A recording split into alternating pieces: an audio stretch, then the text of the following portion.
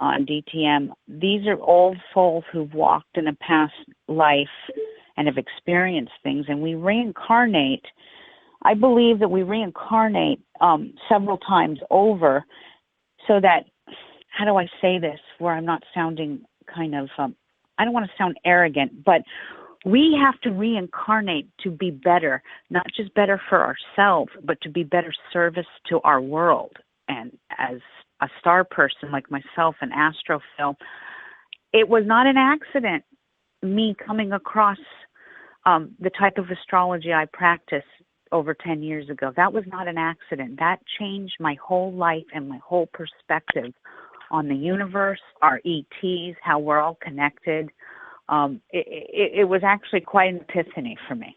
And I've been doing it ever since, and I'm going strong, but I have those flashbacks, I guess you could say, like almost like a deja vu. You felt like you've been here before. You've been here before. You know where this is. You know where that is. But you actually have never been here in this life. Why is this so familiar? Yeah.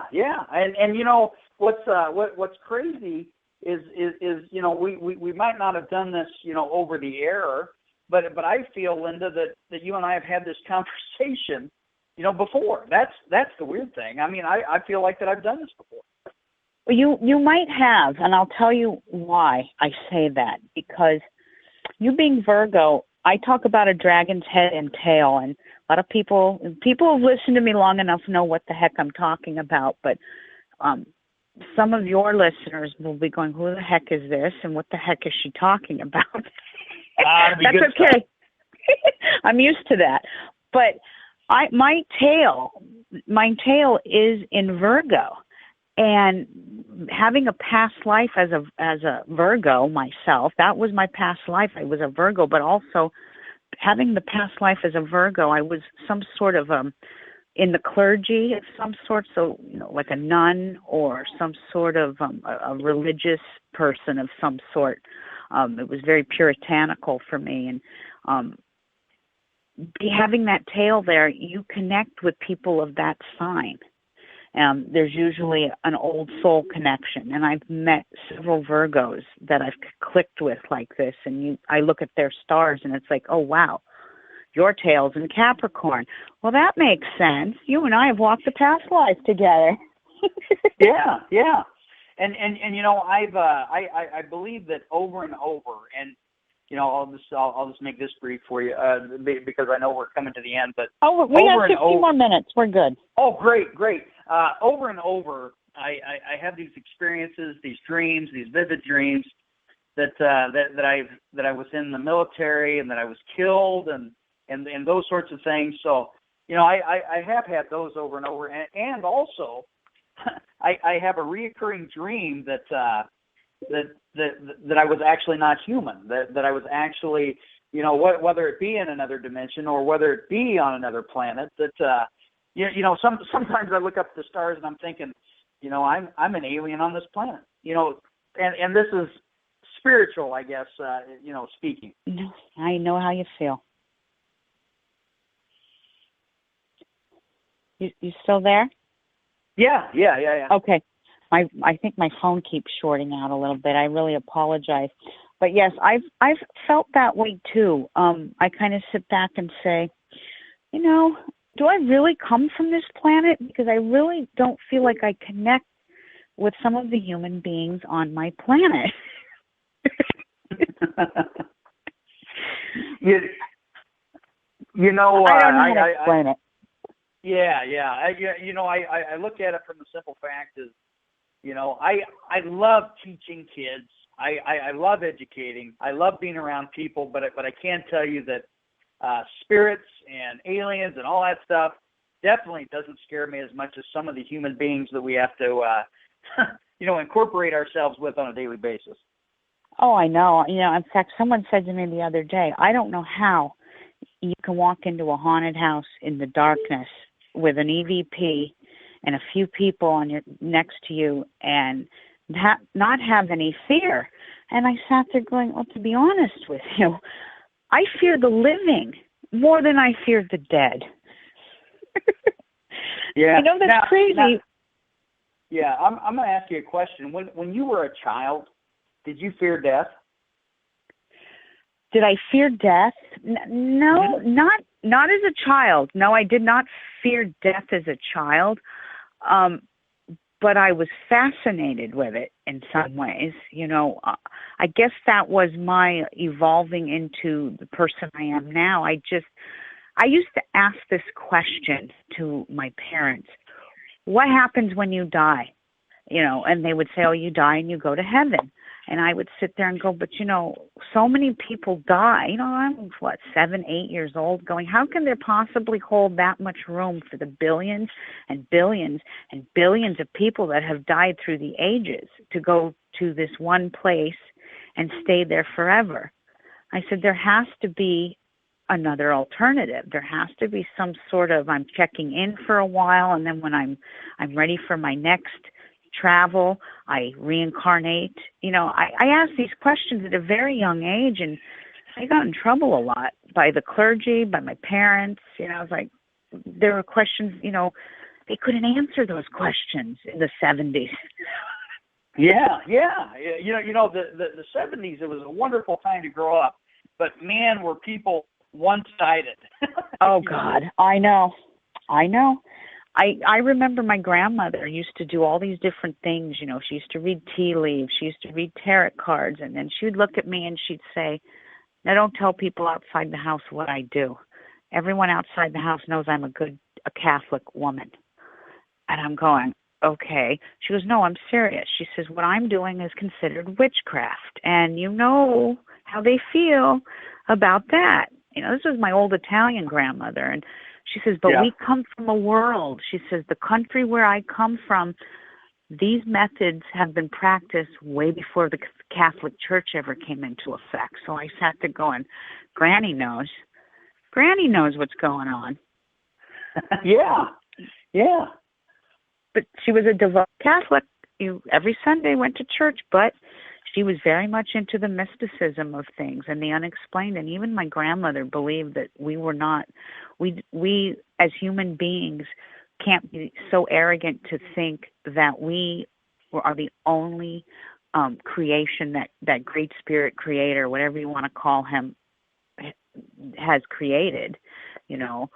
She believed that, and that was a woman that was born in 1905. So, yeah.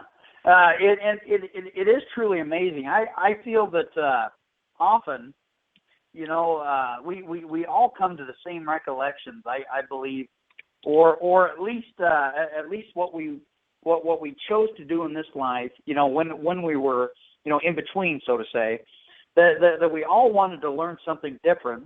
I often contemplate and wonder, why on earth didn't I tell myself as I was in between that I could remember some of that stuff in a little bit more vivid fashion, so I could help more. But again, I understand that we are constantly learning, and just as they did, during that time period. Absolutely. And it's amazing, and we don't have a whole lot of time left, couple more minutes, but even children, the younger generation, my kids, your kids, they seem programmed a little differently than even some of the people in our generation, Chuck. Some of the people in our generation are very agnostic to any of this, but our children, at least I can only speak for mine, are very intuitive, very inquisitive about these things. And I give you just a quick story. Many, many years ago, when my grandmother died, and 3 months later I got pregnant. And I always hear these stories when one family dies, there's always a pregnancy within a few months of the death. I don't know if you've ever heard this. I have, especially in Italian families. But I was looking through old pictures one day, and my Sophia, who's now 10, was 5. And I was showing her a picture of some people, and then I had a picture off to the side, and I had never showed her what her great-grandmother looked like or anything. She didn't know. So she's looking at the picture, and she goes, oh, that's Nana. And I go, yeah, that is Nana. I go, how did you know that? She goes, oh, we've met before. And just sauntered off. And my mom's like, what does she mean by that? What does she mean by that? Yeah, I had a similar experience with my youngest.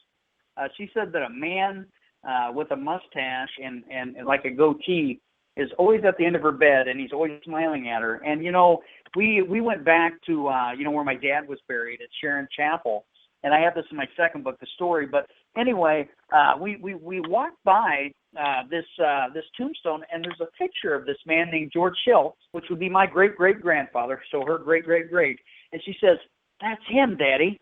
That's who was standing at the end of my bed." And I immediately thought to myself, well, he's your guardian angel. Wow. See? Oh my God, I have a chill. That gave me a chill.